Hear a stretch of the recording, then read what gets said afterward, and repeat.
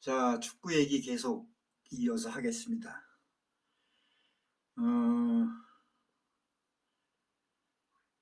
뭐, 요즘 그 A 대표팀의 그 이제 축구 실력을 비교할 때 보면은 피파 랭킹이라는 게 있잖아요.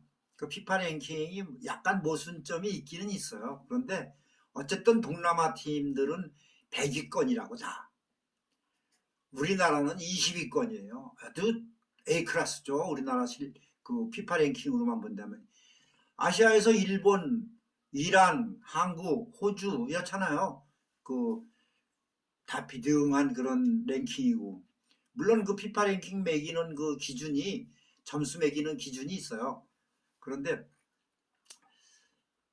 내가 보기엔 이번에 우리나라가 피파 랭킹이 좀 떨어지지 않을까? 뭐 떨어져도 할 수 없고. 난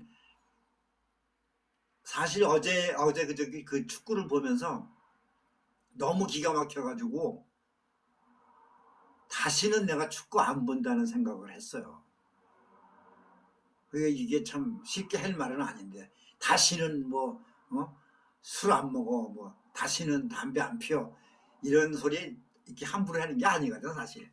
근데 내가 왜 저번 월드컵에서 저번 아시안컵에서 A 대표팀 망하고서 뭐 이강인이가 뭐 손흥민이한테 뭐 하극상을 해가지고 뭐 팀 분위기가 망쳐져 가지고 뭐 어쩌고 해가지고 하여튼 그 누구야 그 감독 그 이상한 녀석 그 와가지고 응? 하여튼 망신만 떨었잖아요. 어쨌든 그 사건 때 이제 나 축구 안 본다고 얘기를 했었어요. 그런데 이번 게임은 아까도 얘기했지만 A 대표팀 경기는 아니야. 그런데 우리나라가 세계 신기록을 세울 그런 대회였더라고. 올림픽 그 연속 출전 기록이 10회가 세계 신기록이라 그러는데, 근데 우리나라가 지금 이번에 나가면은, 근데 우리 솔직히 말해서 세 팀, 네 팀이 나가는데, 3위까지가 나가는 거고, 4위는 뭐 아프리카 어느 팀하고 기니인가 어디하고 뭐 플레이오프 거쳐서 나가니까 네 팀이 나갈 수도 있고 세 팀이 나갈 수도 있어. 그러니까 솔직히 말해서 우리나라, 일본 정도, 호주나 뭐 이란, 뭐 사우디아라비아 이 정도 되는 팀들은 낙관하는 그런 대회거든. 근데 그러니까 이제 우리는 그냥 무조건 올림픽은 나가는 거로 생각을 했고 뭐 우승을 하느냐 못하느냐가 문제였지 이게 8강에서 떨어지리라는 생각은 하지도 않았지. 조별리그에서 일본하고 붙었을 적에도 좀 밀리는 듯 하면서도 그 참 정신력으로 해서 이겼잖아요. 그런데 한 방에 그냥 이겨버렸는데 나는 황선홍 감독이 그때 아주 전술도 잘 운영했다고 봐요. 운영을 했다고 봐. 근데 황선홍 감독도 이번에 애로가 많았어. 그 실력 있는 애들을 차출을 못 해온 거야. 소속팀에서 안 놔줘가지고. 소속팀에서는 그 A 대표팀 경우에만 주게 돼 있더라고 법이. 그리고 이거는 이제 아시아 저 U23 23세 미만 그 올림픽 예선전이기 때문에 안 줘도 되는 거거든 소속팀에서. 그래서 거의 우리나라 애들만 데리고 이제 우리나라 그 K리그에서 뛰는 선수들만 데리고 갔는데 그래도 잘했어요. 잘했는데 나는 뭐 그 경기력 얘기는 하고 싶지 않은데 사실 경기력을 놓고 봤을 때 물론 작전 미스도 약간은 있었어. 그러니까 그거는 나는 이해는 해. 왜냐 황선홍 감독이 선수 출신이다 보니까 물론 뭐 감독들이 대개가 선수 출신이지. 그런데 선수의 입장에서 난꽤 손이 굵게 운영을 하는 것 같아. 왜냐하면 한번 믿으면 기회를 계속 주면서 믿는 그런. 그런데 감독들도 이 스타일이 다르거든. 어떤 감독은 그냥 칼같이 실수하면 바로 교체하거나 뭐래갖고 기회를 안 주고 다른 애를 교체하고 그냥 순간순간 판단해가지고 끌고 나가는 사람이 있는가 하면 이렇게 묵직하게 그냥 믿음을 갖고 지켜봐주는 그런 스타일도 있어요. 근데 황선홍 감독이 이제 후자인 것 같아. 그래서 선수들을 너무 믿었어. 너무 믿었어.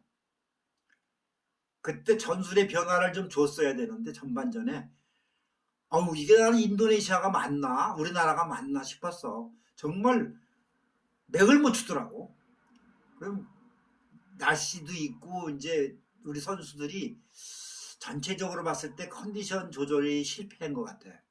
그래가지고 안 풀리더라고. 그래가지고 아 오늘 야 이거 이해감이 좀 이상하대. 그러더니 첫 골도 기가 막히게 먹었어요 진짜. 그것도 물론 우리 실수에서 나온 건데 어쨌든 그 슛은 장쾌한 아주 중거리 슛이었거든. 그 골키퍼 못 막아 그 정도 되면. 그 두 번째 골은 뭐 그냥 헌납한 거지. 우왕좌왕 하다가 그냥 그 아무것도 아닌 볼을 미루다가 그래서 그래도 또 저기 뭐야 후반전에 들어간 이영준이가 그거 잘하잖아요. 지금 상무 소속으로 있는 얘가 쓸데없는 반칙을 해가지고 퇴장을 당했잖아. 그래서 10대 11로 싸웠다고. 스코어는 2대1이고 그러면 뭔 얘기지. 그런데 그래도 또 어떻게 투혼을 발휘하고 막 해가지고 10대 11인데도 한 골을 넣고 2대2로 해서 연장전까지 갔잖아. 그 연장전까지 가서 결국은 승부차기까지 갔는데 승부차기도 난 살다 그렇게 승부차기 국제대회에서 그렇게 길게 하는 건 또 처음 보네. 10명이 다 성공을 한 거예요. 차례차례. 그래서 한 바퀴 돌았어. 이게 승부차기 11명이 차면은 다시 1번으로 들어가서부터 돌잖아. 근데 우리나라는 10명이 찬 거거든. 그래야 골키퍼도 찼어. 그래가지고 야, 참 기가 막힌데 그것도. 그래가지고 밤을 꼬박 샜어요. 결과적으로 난 그 심판이 그날 우리하고 궁합도 안 맞았어. 우리 골키퍼가 승부차기 막았거든. 근데 자식이 너무 까다롭게 물론 원칙대로 하면은 물고 늘어지면 뭐 우리가 잘한 건 없어. 그런데 하여튼 골키퍼가 미리 움직였다 그래가지고 다시 차게 하는 바람에 거기서 완전히 리듬 깨졌지. 근데 사실 우리 전반 초반에 첫 골을 우리가 넣었었거든. 그때도 무슨 다시 뭐 VAR인가 뭔가 돌려봐가지고 골 취소가 됐잖아. 기가 막히게 그 골도 멋있게 넣었거든. 근데 그 정도를 옵사이드라고 보면은 그건 좀 문제가 있었어요. 어쨌든 그게 골이 취소가 돼가지고 예감이 싸오더라고. 아 이거 오늘 뭔가가 좀 이변이 생길 수도 있겠구나 걱정이 되대. 어쨌든 그래갖고 승부차기 10명 11명째인가 가서 졌어. 난리가 났지. 난 테레비 끄고 이제 그날 그리고 출근하고 그냥 생각할 여지도 없이 이제 일이 바빠가지고 뭐 일하느라고 그랬는데 나는 이제 일하면서도 계속 생각을 한 거야. 내가 그 경기 진 거, 올림픽 못 나간 거 그게 애통해서가 아니라 나 자신에 대한 그 어떤 질책이 나오더라고. 뭐냐면은 여러분들 이 방송 보시는 분들은 대개 우리 그 무속제자들이 많을 거고 무속제자 아닌 사람이라도 이런 동양 철학이나 이런 우리 그 정서 분위기를 이해하는 친구들이니까 뭐 공감대가 형성이 되리라고 나는 보는데 내가 왜 내가 나 자신을 책망을 하고 이제 그렇게 했냐 하면은 내가 사실 아까 서두에 말했지만 난 축구 예측을 상당히 잘해요. 물론 내 그 영빨도 있어요. 솔직히 말하면. 그래가지고 그 왜 스포츠 토토인가 있잖아 그거. 맞춰가지고 돈 따먹는 그거 나 누가 자꾸 얘기해가지고 놀다가 한번 해서 큰 돈 딴 적도 있었어요. 지금도 가끔씩 연락이 와. 그 녀석한테. 나 아는 녀석, 부산에 사는 아무개 녀석은 직업이 없어. 근데 토토만 해서 먹고 살아. 그런 놈이 있어, 실제로.